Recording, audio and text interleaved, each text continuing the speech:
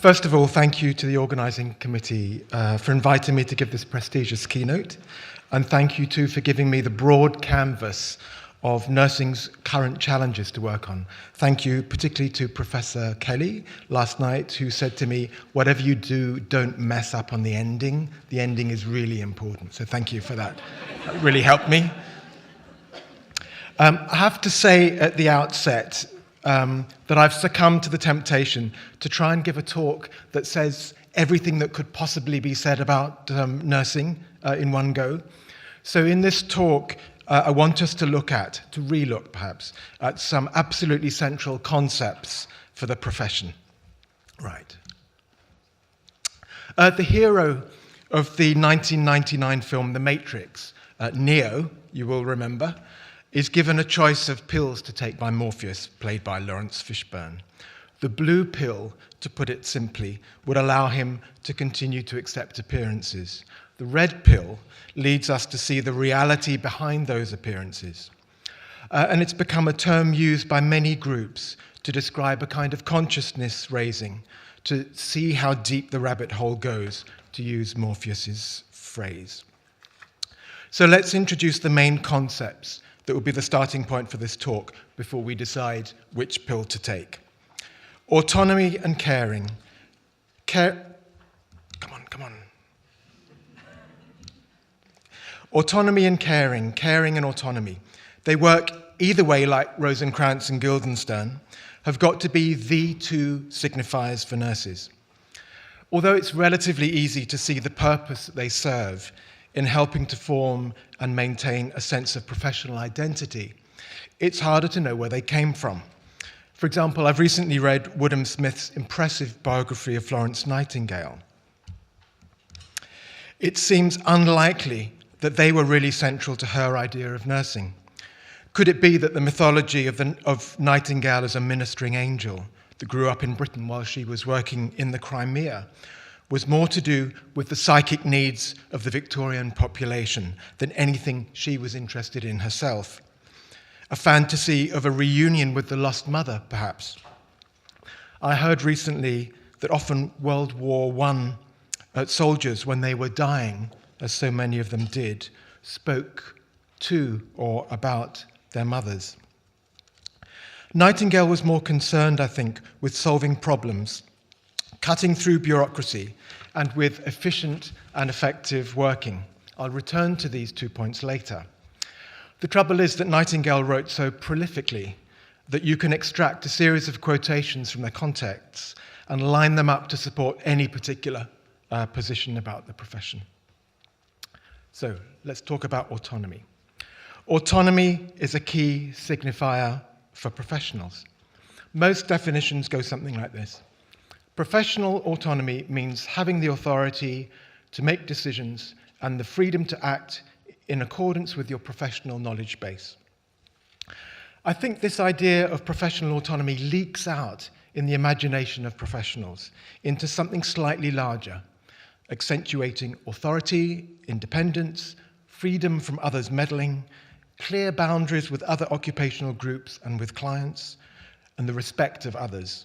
It's clearly a very positive term, aspirational perhaps, and dearly won. It can't be repeated too often. The US website, thetruthaboutnursing.org, which sets out to set the record straight about the profession, says, nursing is an autonomous, self-governing profession, a distinct scientific discipline with many autonomous practice features. Despite what the media may portray, nursing is not directed by physicians. Nurses have a unique, holistic patient advocacy focus, a unique scope of practice, and a unique body of knowledge. Okay, I think that sets the record straight. Caring. Caring is perhaps the other side of the currency to autonomy. Many see it as the profession's characteristic, if not unique feature, in health services delivery. If doctors cure, nurses care. Like autonomy, it is positively loaded, but this time with a stronger moral offer. People who write about nurses and nursing have written about this lots. There are some classic US texts that are possibly rather old-fashioned and perhaps even unfamiliar now. I'm thinking of Bennett and Rubel's The Primacy of Caring, published in the 1980s. More recently, there's a large amount of discussion about nurses lacking care in the light of events at Stafford and other places. So the idea is still very powerful, and the profession loses that identification at its peril. The Stafford events and the resulting Francis report stimulated many restatements of positions already familiar. Anne Bradshaw, who is perhaps an increasingly lonely voice, who argues for a nursing profession built on virtue ethics, claimed that Nightingale's principles are echoed unknowingly by Francis in the recommendations that nurse training be built on trainees selected for moral values of care and compassion. Whether Anne's argument is Aristotelian or Christian, she articulates very clearly the way that the caring practices of nursing are identified or conflated with a positive personal moral quality. So, autonomy and caring are signifiers in nursing that point to a whole constellation of positive and important concepts. But Rosencrantz and Guildenstern didn't fare well, the two of them. They can bounce off each other endlessly, as in Tom Stoppard's hilarious 1966 play, Rosencrantz and Guildenstern Are Dead. But for stability, we need a third term. And for this talk, I bring in labour. Nursing is work. It's paid work. It is the focus, the arena for all this autonomy and caring. Labour is nursing happening. You could say that it is a service, or a service industry, where the product is created in the moment that it's being delivered. I've added the idea of labour to this paper because I think it's productive to focus on the actual doing of nursing, because it sets a limit and provides a materiality to the concepts I've already introduced. Now, I would like to bring onto the stage the main characters in this talk. They're three writers who have shaped the mood of the 20th century and beyond. They've been referred to as the three masters of suspicion. They are Karl Marx, political economist and sociologist, the philosopher Friedrich Nietzsche, and Sigmund Freud, neurologist and founder of psychoanalysis. Each of them, according to philosopher Paul Ricoeur, sought to unmask, demystify, and expose the real from the apparent. They unmasked what you might call false consciousness, a false understanding of ourselves, of society, and morality. Their ideas have pulled the rug out from under our comforting certainties. Like the nursing associate, once the genie is out of the bottle, it's very difficult to put it back. So let me just, before I go on, talk about one or two objections or hesitations that you might be having and that others have had. The first might be that no one takes these individuals seriously today. Marx has been proved by history to be wrong. Capitalism has not collapsed. It's going strong and has brought many benefits. Nietzsche was an anti-Semite on the borders of insanity, whose ideas were taken up by the Nazis. And Freud believed that penis envy is a stage in the psychic development of girls. A second objection is that the masters are all men, and either silent about gender or made unhelpful comments. They're also silent mostly about what we'd call ethnicity today. What I'd like to say, as others have, and as I hinted at above, when I slipped from talking about them to the impact of their ideas, is that each separately and collectively opened up entirely new fields of inquiry and styles of intellectual work that have proved fertile, hugely varied, and productive. And part of their legacy is that those who have taken up their ideas often foreground and critique the historical limitations of the founders. The critical theorists of the Frankfurt School took this approach to the ideas of Marx, for example. So, it is in this spirit that I've worked on this talk. The Masters of Suspicion have, to the best of my knowledge, never written about nursing. To put it simply, I'm asking this morning, what is the kind of thing that these three thinkers would have to say about nursing today? And how might this general approach of suspicion help us to understand, to make sense of, some of the puzzles and contradictions that we see at work in the profession and in writing about the profession today? If we pull out the rug from under some prized concepts, how then might we act? The blue pill has great attractions for sure, but perhaps we could take the red pill this morning. Its effects will only last the next 40 minutes, though we might experience flashbacks. You'll find the red pill in your packs if you just open them and pick them.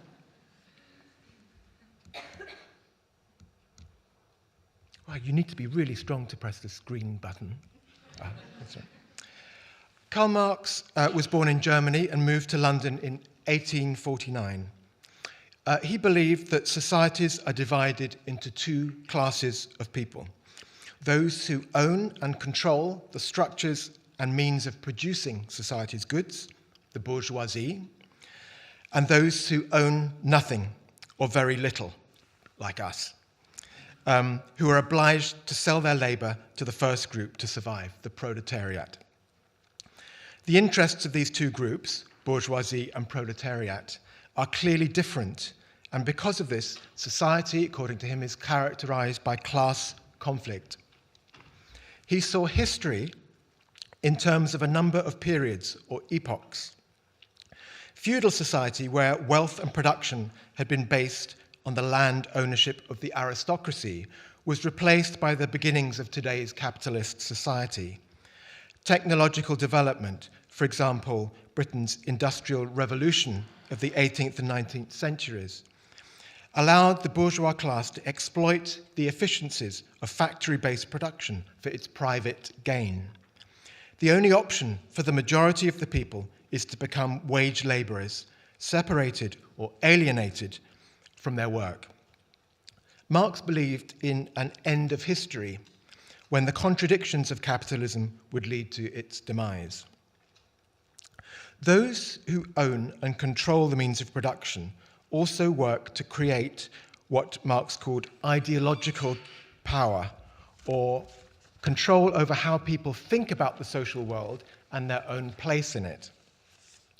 Marx developed the idea of false consciousness to explain how the proletariat is drawn in by the ruling class to the values of capitalist society, failing to see their true position as members of an exploited and oppressed group. But what might Marx say about nursing work itself? Thinking about Marx's historical eras, let's consider 19th century Britain. We don't know much about independent nurses in the early 19th century and before. Clearly, Florence Nightingale and the other reformers presented them unfavorably. Her project was to take the discredited persona and activity of these individuals and refashion them into an occupation that was on the right side of respectability.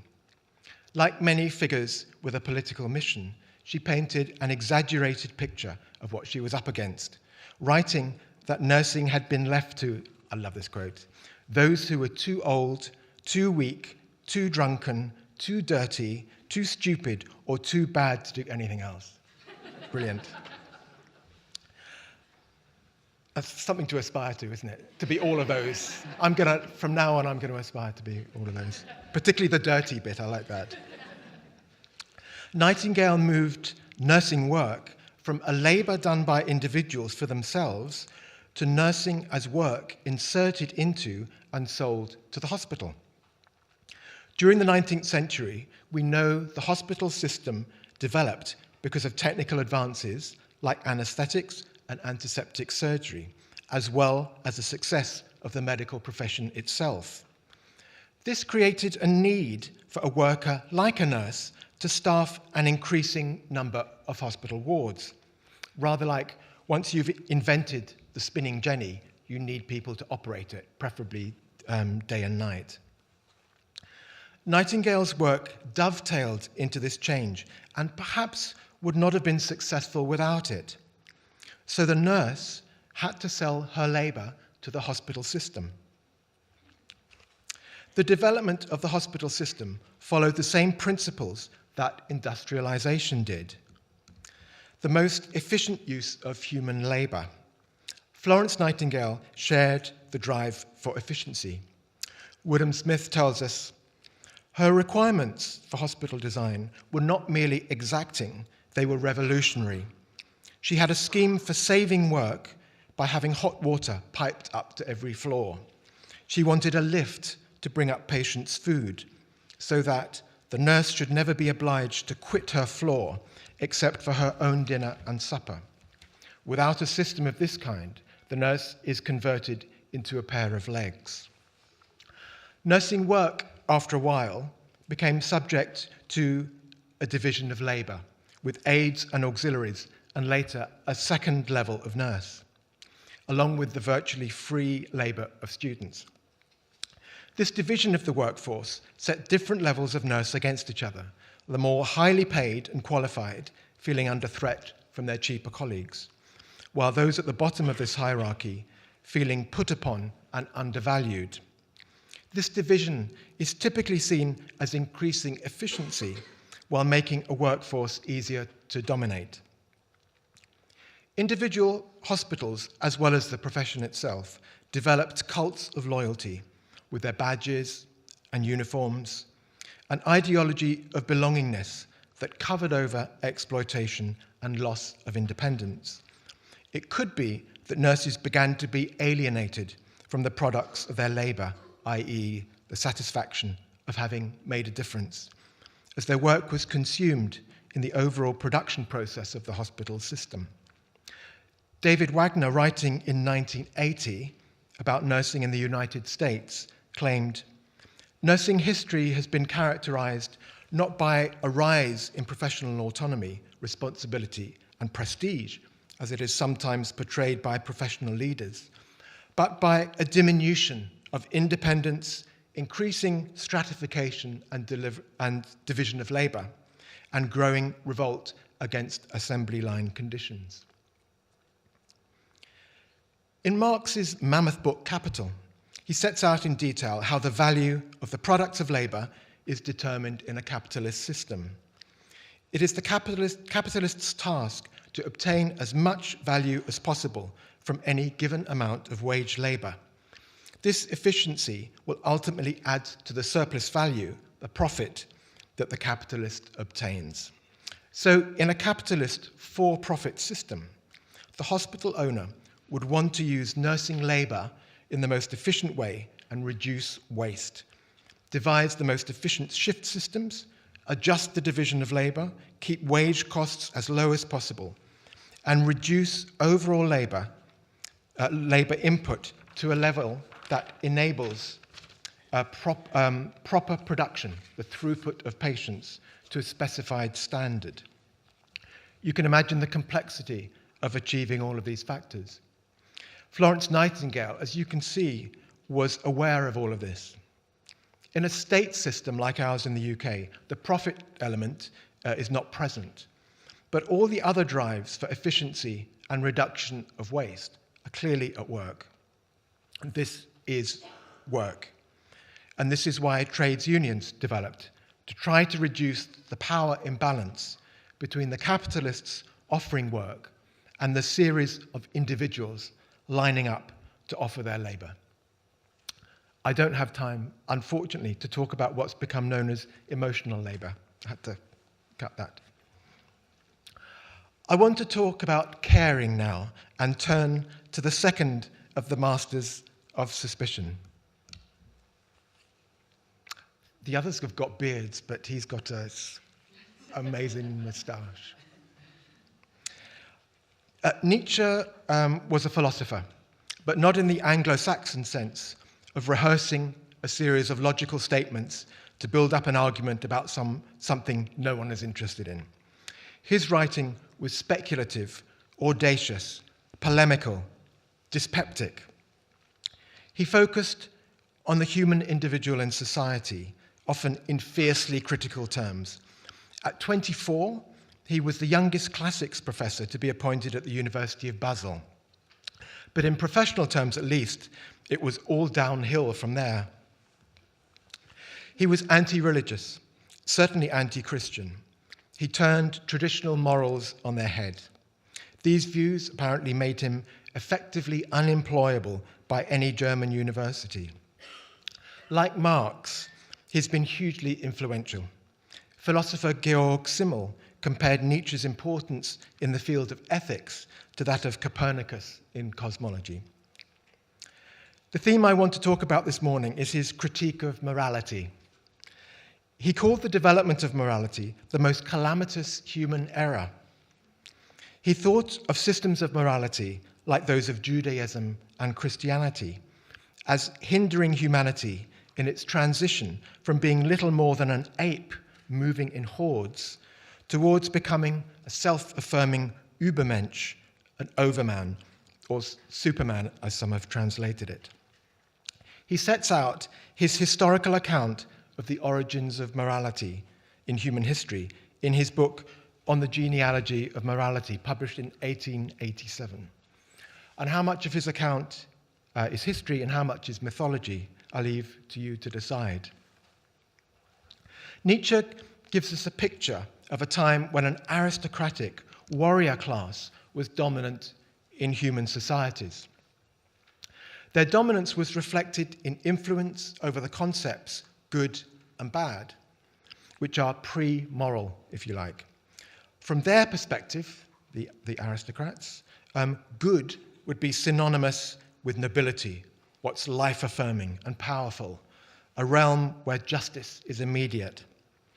Nietzsche likens these aristocratic warriors to blonde beasts, not, we're told, German Aryans, but, I quote, the great feline predator with the shaggy blonde mane and the terrific roar. Not Boris Johnson, but the lion. Also in society was another caste, the priests.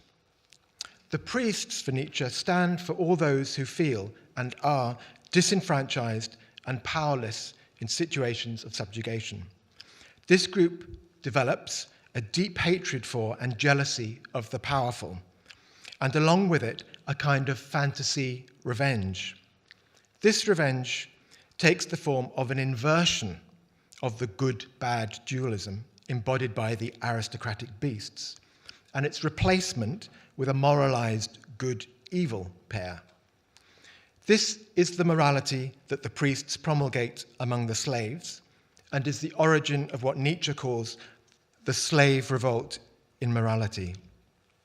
He claims that, in history, this begins with the development of Judaism, and then is taken up by the Christian morality of the oppressed masses of the Roman Empire.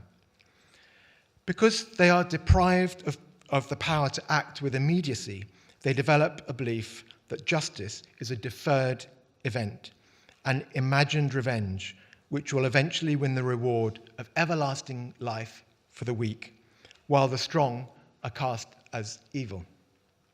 The imaginary good replaces the aristocratic good, and the aristocratic good is rebranded evil, cruel, uncaring, arrogant.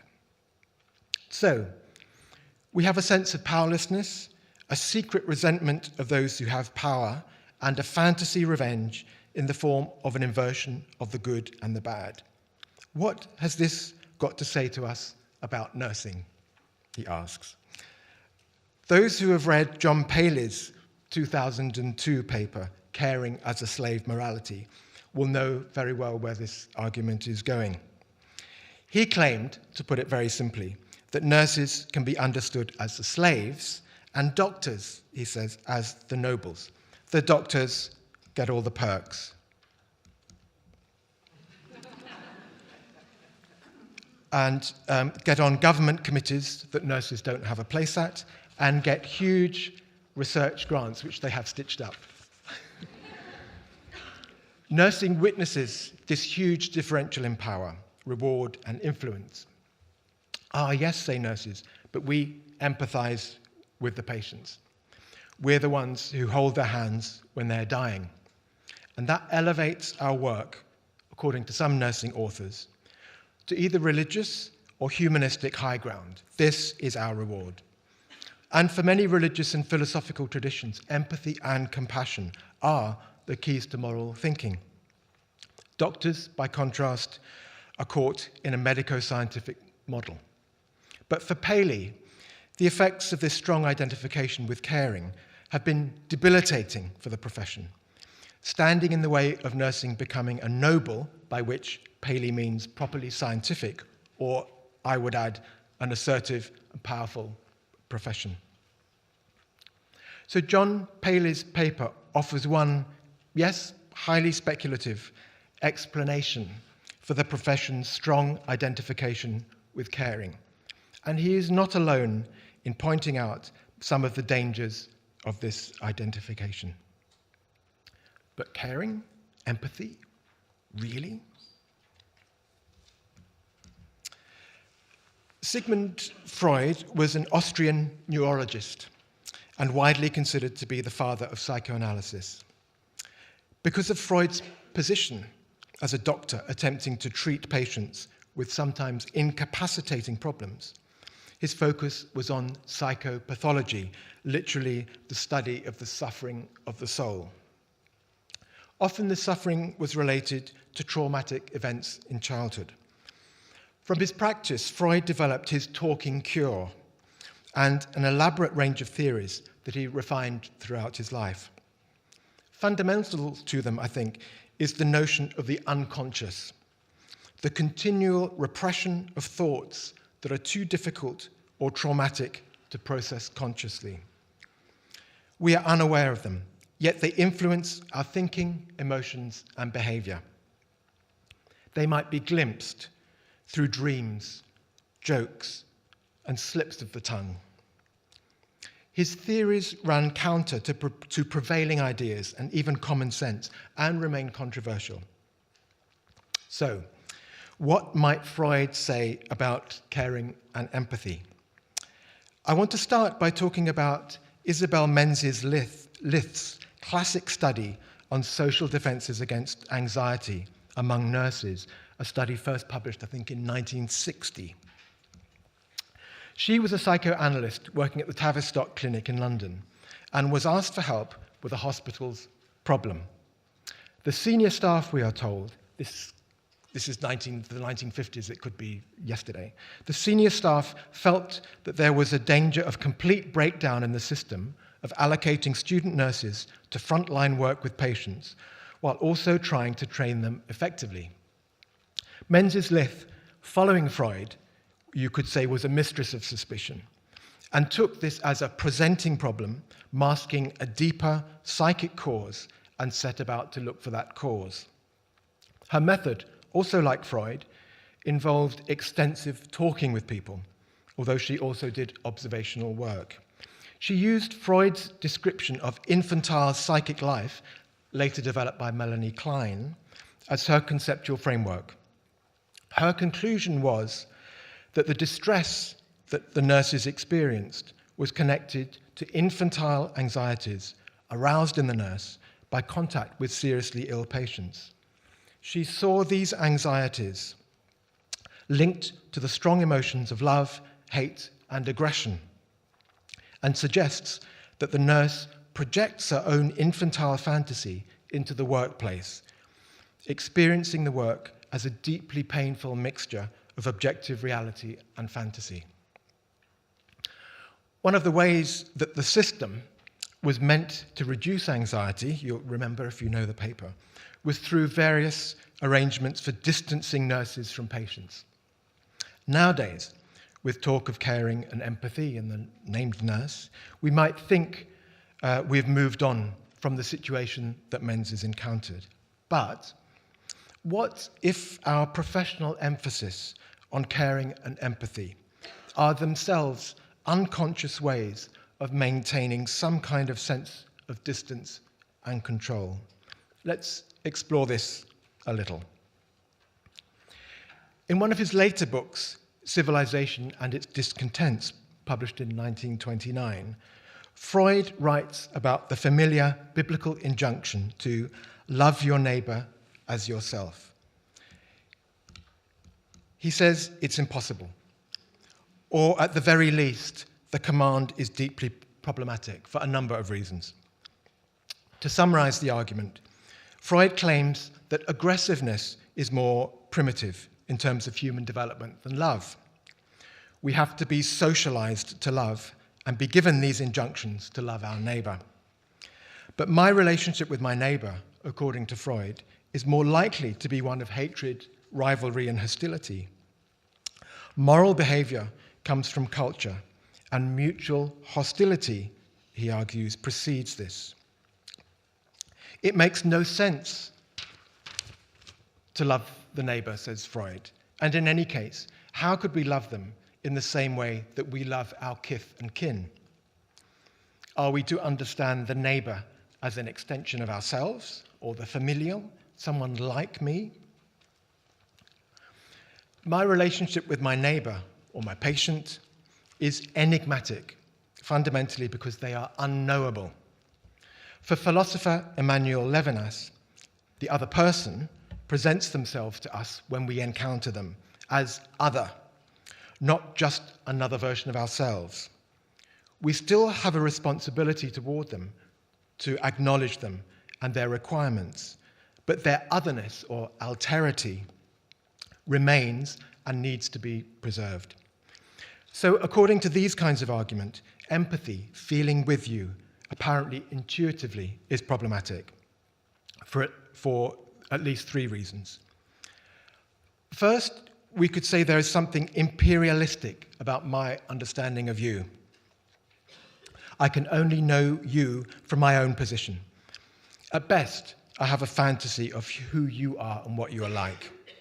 The danger of too strong a belief in empathy is the assumption that my experiences and emotional behaviors are the same as yours, that I know how you feel. For example, your eyes fill with tears when I ask about your mother because you have never met her, while my eyes fill with tears because I murdered mine and I'm still angry with her.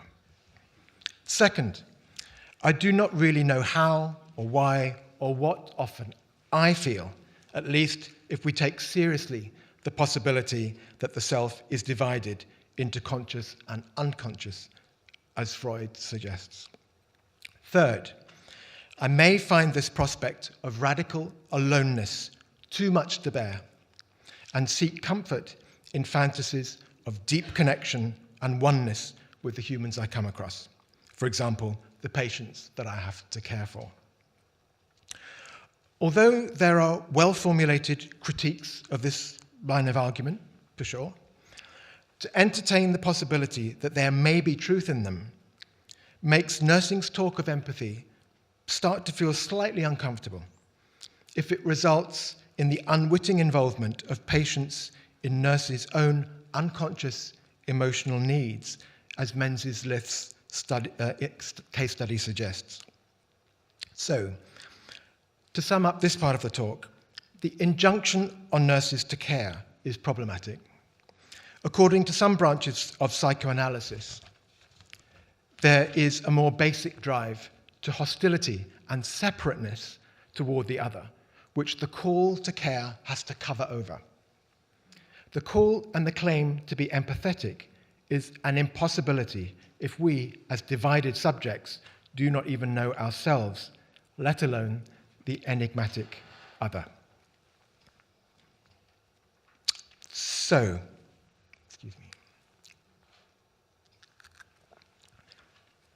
if we have swallowed the red pill and are waking up to reality, what do we do now? The critique is easy. Well, I think to be disabused of the unhelpful aspects of the ideologies of autonomy and caring in nursing comes as a liberation of sorts.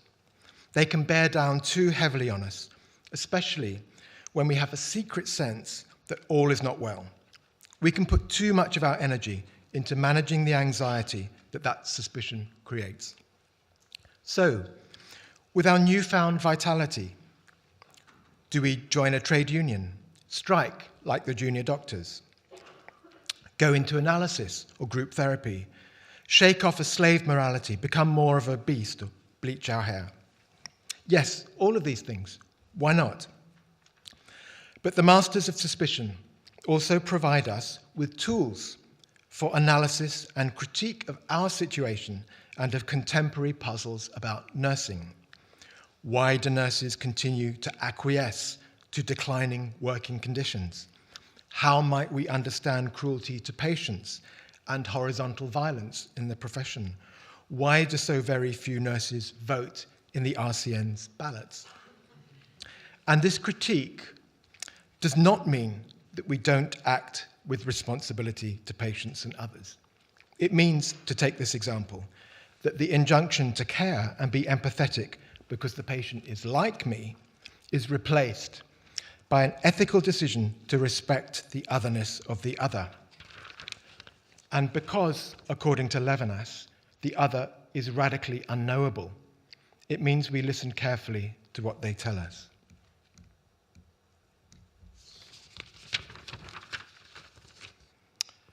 So after Neo takes the red pill in the Matrix, he submits to a kind of physical transformation, takes a course in martial arts, and fights a number of enemies, including the brilliant Hugo Weaving, playing Agent Smith.